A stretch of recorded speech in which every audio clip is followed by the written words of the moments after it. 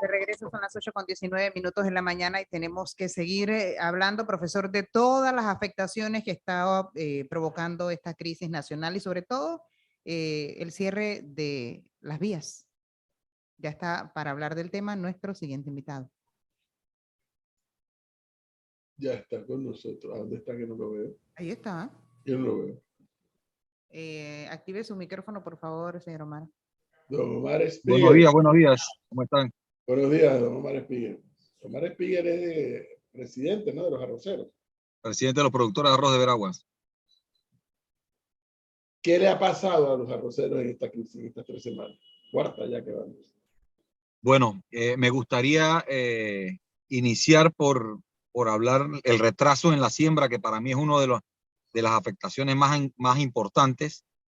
Los bloqueos durante estos 15 días que han transcurrido han causado una disminución en el avance de siembra y una paralización en la siembra. Gracias a Dios hoy amanecimos con humo blanco en muchas de las vías despejadas por los mismos ciudadanos y por los productores en el área de Pacora. Nosotros hasta la fecha tenemos solamente 37.000 hectáreas sembradas. Son cifras de la Dirección Nacional de Agricultura, de las 90.000 hectáreas que teníamos para proyectar este año. Tenemos un retraso de alrededor de 5.000 a 10.000 hectáreas aproximadamente, que se tienen que sembrar en los próximos 20 días. Si no sembramos esto, o sea, si los bloqueos continuaban, nos íbamos a quedar con un desabastecimiento de 4 millones de quintales de arroz, que esto es súper preocupante. Y las afectaciones que tenemos en estos momentos en los campos por el retraso de los bloqueos, por la falta de que llegaran las ureas, que llegaran los herbicidas para hacer los controles de maleza, para hacer las fumigaciones de protecciones de espigas, que ahí hay una parte del cultivo que está cosecha, ha creado pérdidas incalculables en la producción nacional, aparte de varios camiones que se nos han dañado de productores que han cosechado y se han podrido los arroces en los camiones. Eso le iba a preguntar, Omar, eso le iba a preguntar, porque acuérdense que a lo mejor muchos de los que me están escuchando ahora mismo somos más consumidores que saber el tema de la producción. Cuando el arroz está en los camiones, ¿el arroz se puede dañar estando en el camión? Solo dura 2 días en el camión y como es un organismo vivo, que mucha gente no entiende que como es una semilla, el grano es una semilla, él es un organismo vivo y latente, empieza a calentarse y a fermentarse. Y una vez llega a puntos de temperatura altísimo, el arroz empieza a podrirse en no más de 2-3 días en el camión. Y nosotros tuvimos productores que tuvieron camiones por 5 días bloqueados. Cuando llegó a la industria, eso queda para descarte, para botar automáticamente. Tengo productores en estos momentos que tenían el arroz de hace más de 10 días para corte y no se atrevían a cosecharlo con miedo de que quedaran en los camiones. Esto representa pérdidas también, en pérdidas de peso, calidad de grano, en humedad, en el cultivo, y afecta automáticamente la economía de este pequeño productor. Ese ha sido el tipo de afectación y entre otras, pues no se hicieron controles de malezas a tiempos.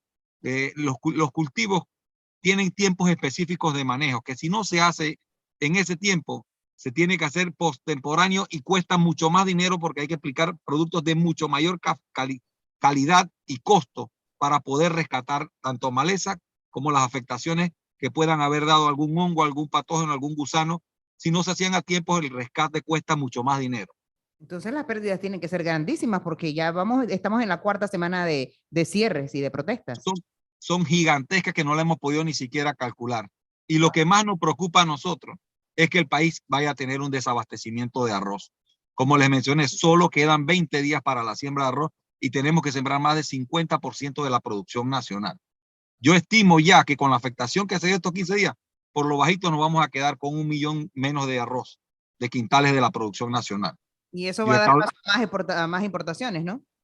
Bueno, al no llegar a la autosuficiencia, es obvio que para finales de año, para el inicio del otro año, vamos a tener que hacer la apertura o la introducción por lo bajito de 1 millón de quintales de arroz. El arroz ahorita a nivel internacional está súper elevado.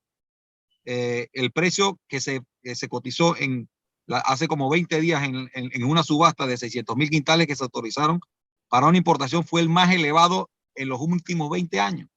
El precio está disparado porque muchos países dejaron de sembrar arroz por el alto costo de producción. Panamá no se puede dar ese lujo porque Panamá es el plato preferido de los panameños, pero países grandes como India, como Estados Unidos, dejaron de sembrar arroz y se inclinaron más al sorgo y al maíz, que consumen menos fertilizantes e insumos por el problema que hay en la guerra de Ucrania, que ya todos lo sabemos, que hubo Omar, dígame. dígame una cosa, más o menos, no una cifra exacta, pero más o menos, ¿cuántas personas, no como Omar Spiegel, que es arrocero, o sea, me imagino que es el dueño de la tierra o que la alquila, tiene los equipos? Quiero preguntar es cuántas personas trabajan, o sea, el grupo, la mano de obra en el sector arroz, ¿de cuánto puede ser en Panamá, más o menos? Estamos hablando alrededor de 40,000 personas que dependen directamente del productor, sin tocar la industria, la estructura de vendedores de los insumos Eso incluye los toda la molinos. cadena. La industria, estamos hablando solo del sector productivo. La mano de obra del sector productivo anda alrededor de 40,000 personas. Nada despreciable, ¿eh? Nada despreciable. No. Claro que no. Y me imagino que los indirectos son muchísimos más. Y no solo eso, en las regiones donde el productor es el círculo de trabajo, cuando el productor es afectado, no hay otro trabajo que lo pueda suplantar. Y son las partes más alejadas de nuestro país, donde está la gente más pobre.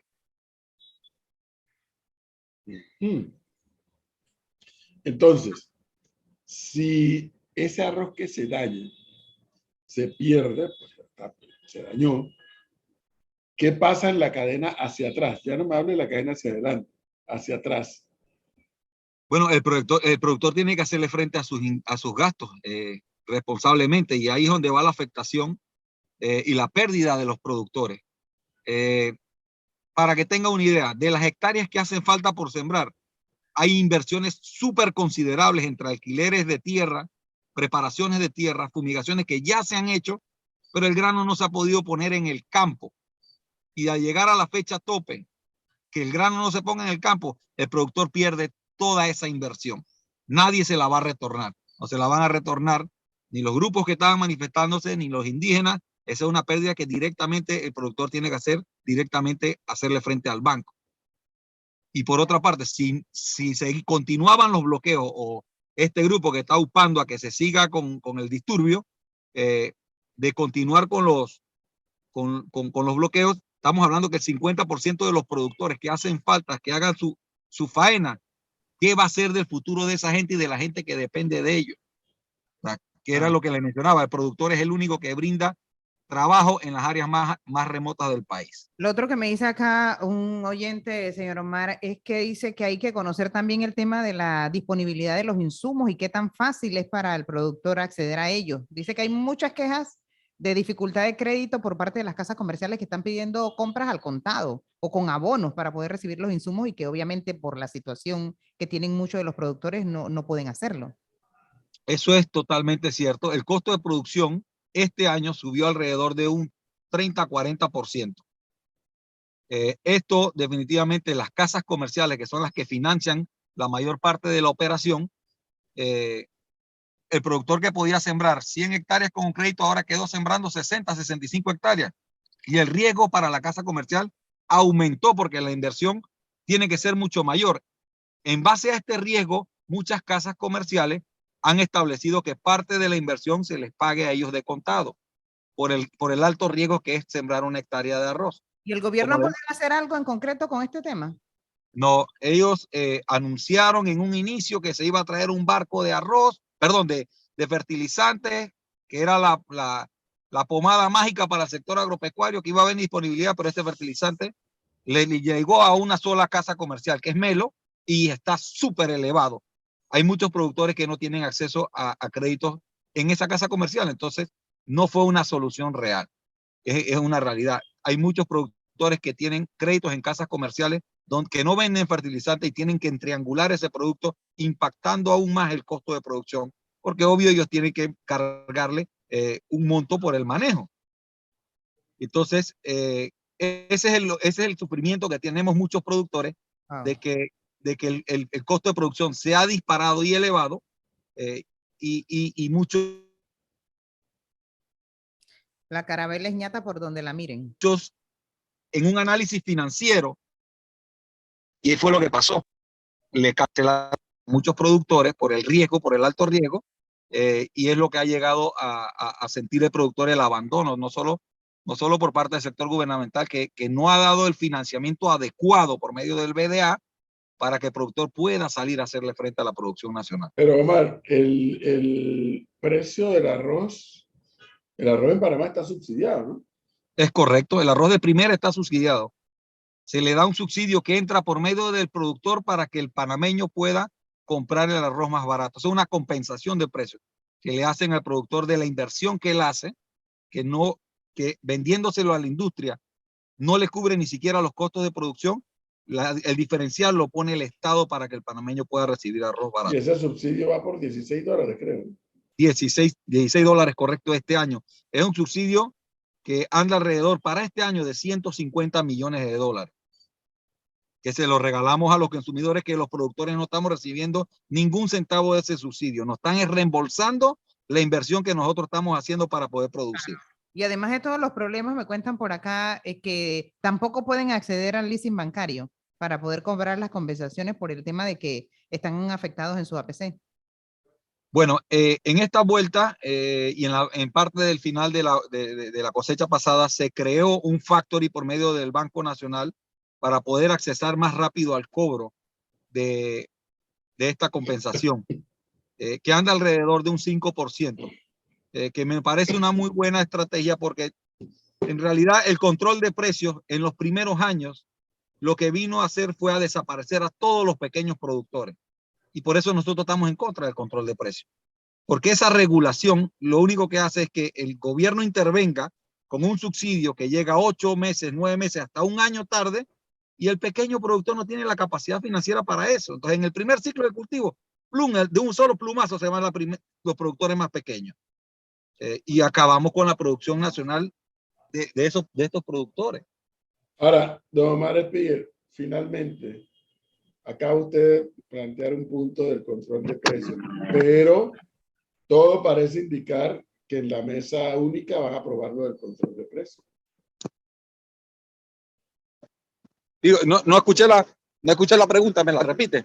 Acaba usted de mencionar el tema de que están en contra del control de precios, pero todo indica que en la mesa única el control de precios avanza.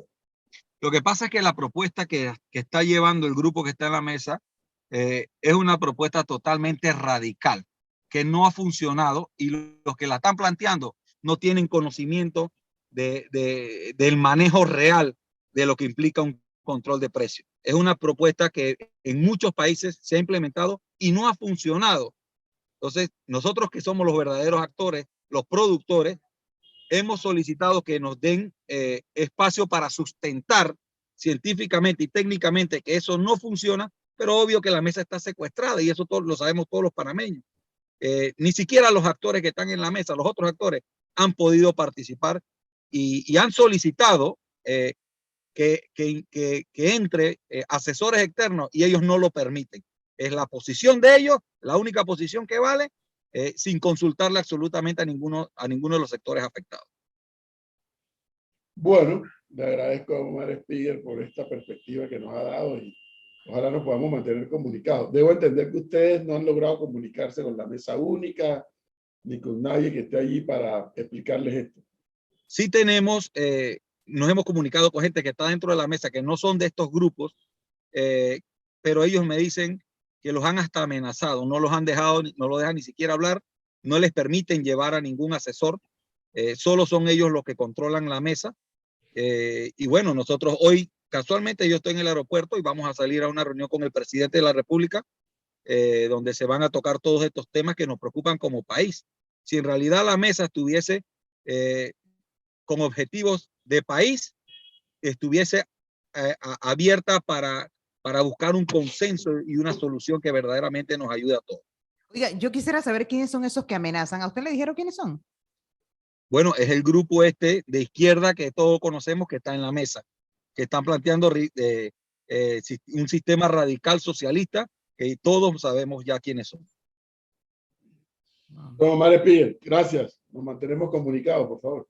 Hasta luego. Gracias por todo. Hasta luego, gracias a usted.